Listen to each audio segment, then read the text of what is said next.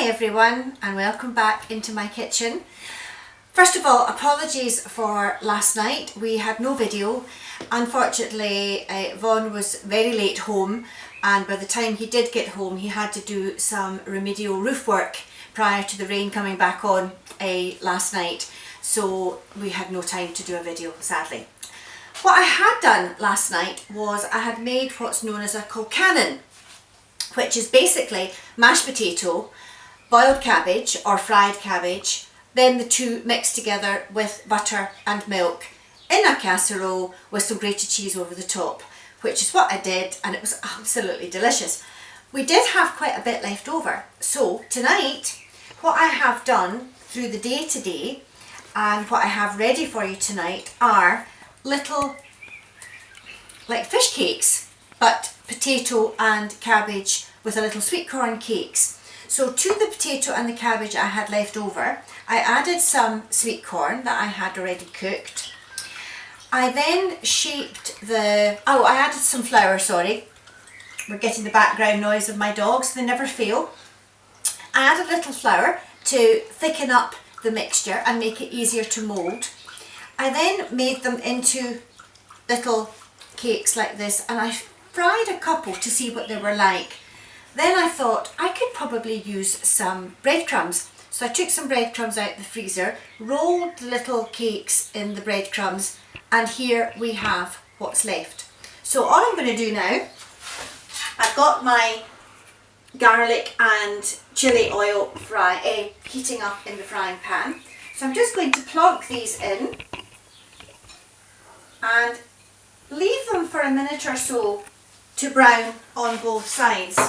And I have, as we used to do in Blue Peter, I have some that I already prepared earlier on today to let you see exactly what they're like, and that's how they've turned out.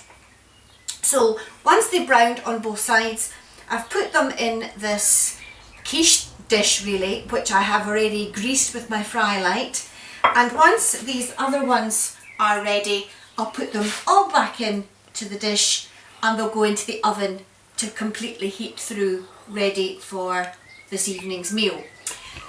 This morning I didn't actually know what I was going to serve it with, and then I remembered I had a little bit of chicken curry that I've made some time ago in the freezer.